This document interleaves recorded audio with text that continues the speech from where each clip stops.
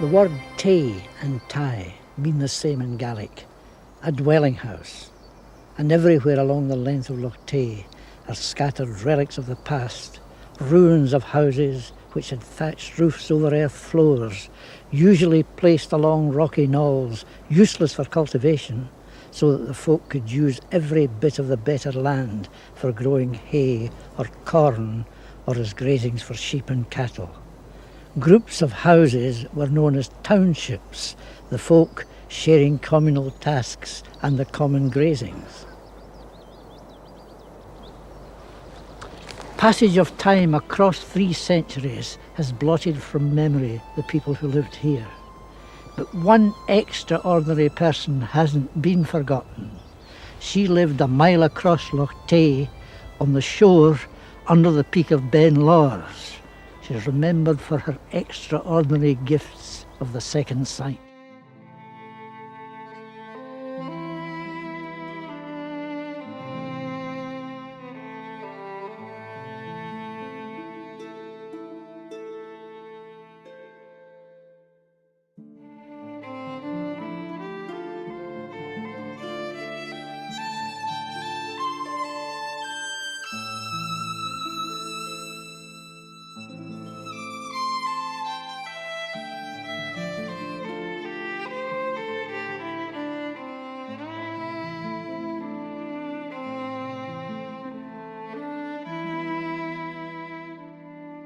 This is the old village of Lawers, and this was the house of the Lady of Lawers.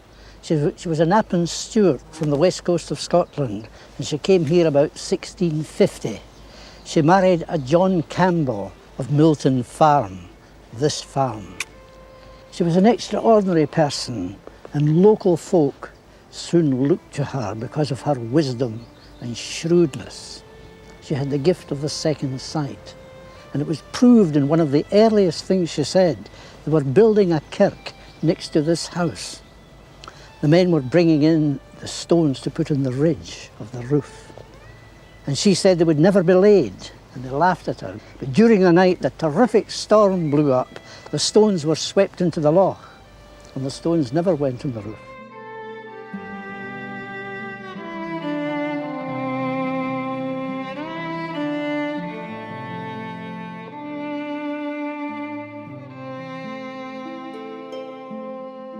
Planted an ash tree, and she said when it reached the gable, something would happen. Something would be rent in twain. Well, what was rent in twain was the kirk, the Church of Scotland disruption of 1843.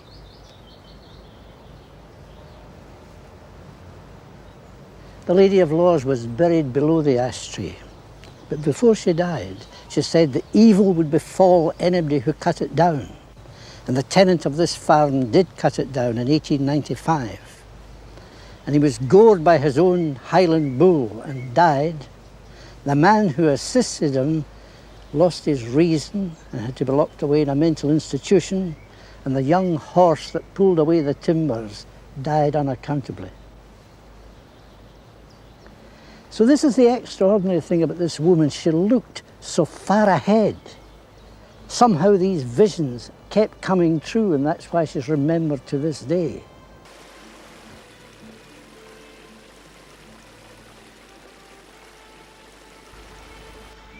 Mervyn's farm is called Milton because of 2 water mills that worked here, one on each side of the burn, one for grinding corn, the other for making potato flour. This one at Lawers operated until about 1950. But the wheel was turning machinery for making coffins. It stopped working when the craftsman himself died. A visiting blacksmith used to come too and shoe any horses that needed to be done. How did the people feel about the Lady of Lawers? Can you remember? Oh, well, all quite feared her. We wouldn't play on our tree or swing on it or go near the church in case we knocked off some stones. So I think all the Lawers people feared her. Still do. For the Campbells of Glenorchy, the Lady of Lawers had a great antipathy and delivered predictions about them which became known as the curse of the Breadalbanes. She forecast they would reach a height of glory, then decline to nothing. And they were at the height of glory when Queen Victoria and Prince Albert were guests at Taymouth Castle in 1842. In 1681, the Lady of Lors had said the earldom would not descend beyond a grandson in one line. It happened in 1782 and again in 1922 to the next in line. They had expanded from a holding on this island to become the largest landowners in the Highlands, possessing 500,000 acres. This island had been a priory and a nunnery when they got it, with the lands at the port of Tay. Kenmore Bridge was built by moneys raised from the revenues of Highland estates that had been forfeited from the clan chiefs for their part in the 1745 Jacobite Rising. The beautifully laid out village is situated where the River Tay emerges from the eastern end of Loch Tay. The hotel was founded by Sir Colin Campbell in 1572 and lies just outside Taymouth Castle gates, which face the kirk. So the dram and religion are comfortably close. The tradesmen who were given the tenancy of the houses in Kenmore Square got them rent-free on condition that they kept them tidy. The Marquess and Marchioness of Breadalbane had died, and this is where the Breadalbanes lie buried, at Finlarrig. They had no children, and commissioners were managing the estate because the succession was in dispute. This ruinous castle is indeed a truer monument to the Breadalbanes than the noble palace where Queen Victoria and Albert stayed. It tells the beginning and the end of a 500-year-old story. The second and third earls in the 18th century were great land improvers. They built mills, they sent lieutenant sons to England to study modern agriculture methods. They introduced flax and spinning and opened up lead mines at Tyndrum and abolished the old inefficient Highland way of farming, built Kenmore as a model village and let the houses rent-free to tradesmen. And over that period, up to 1830, this whole era became very prosperous indeed. A curse was placed on the Breadalbane family by a local woman, the Lady of Lors. There was bad blood between her and John, the first Earl. And she said to him, John of the three Johns, the worst that has come or will come. And she said to him that the title, your title, will never pass beyond a grandson in one line. Our final prophecy about the Breadalbanes was that in time the estates would only yield one rent and then none at all, and the last laird would go over Glenogle with nothing but a grey pony. And in time the trees will wrench apart the stones of Finlarrig as surely as the events of history split the family fortunes of the Breadalbanes, who finished up here at Cannell House. Jimmy Anderson was gardener to them there, and he kept a diary of events as they occurred, none more strange than his part in the last act of the drama, predicted by the Lady of Lors 300 years earlier. I was standing at the yard over there at Cannell, talking to the forester John McNabb, and the Countess arrived from Killin station, sitting in a little carriage drawn by a grey pony, a small grey pony. And we looked at each other and we said, you know, this is the end. This is the Lady of Lors' grey pony. Breadalbane had indeed gone over Glenogle, never to return.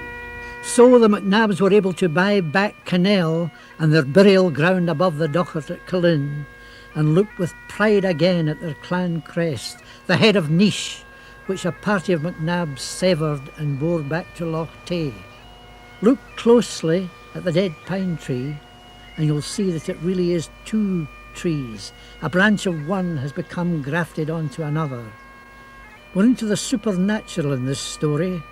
In 1680, the Lady of Lors prophesied that when a branch of a pine tree fell against the trunk of another and grafted itself on, that the MacNabs would lose their lands. It happened 150 years later, and the tree died when the MacNabs came back to possession.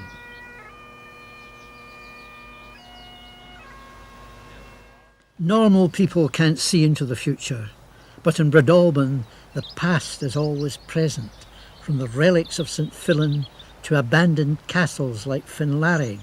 Archimackerachar is steeped in it. The last Marquess, who died in 1922, asked to be buried out here in the courtyard at Finlarrig and not in the old mausoleum where lie 7 knights, 3 earls and 2 marquesses of the House of Breadalbane. He had sold Taymouth the year before, and he knew that on his death the marquessate would become extinct, and he asked that he and his wife would be buried here facing west towards Argyll and Kilchurn, from which this remarkable family had sprung, and from where they had created this vast empire without a natural clan following at all, simply by sheer shrewdness of the earlier and more ruthless people. But on his death, the marquessate became extinct, and the title then reverted to a Scottish earldom. And the present holder of the title is now an elderly bachelor living somewhere in London. He has no heirs, and there are no heirs to succeed. And it seems likely that on his death, the curse of Breadalbane's and the prophecy of the Lady of Lors will be fulfilled. Reflect that when the Breadalbanes lived here, their lands were so vast they could ride 100 miles north and south and 50 miles east and west without leaving their own estate. The 4th Earl, who became the first Marquess, was loved and mourned at his death in 1834. The 2nd Marquess, the one who had entertained Queen Victoria, had only 2 years before evicted 500 crofter families. He died unmourned in Switzerland.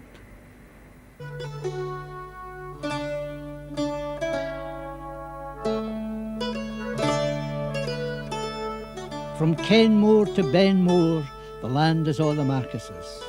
The mossy house, the heathery knowes, and ilka bonny park is his.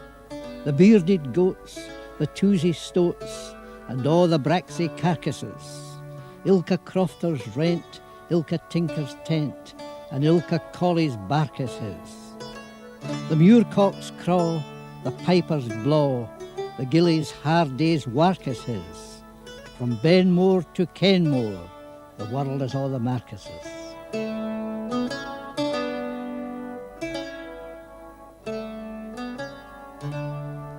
These lines were written by one of Breadalbane's evicted tenants. And there was an unpublished verse which went like this: Breadalbane's land, the fair, the grand, will no be aye the Marquesses.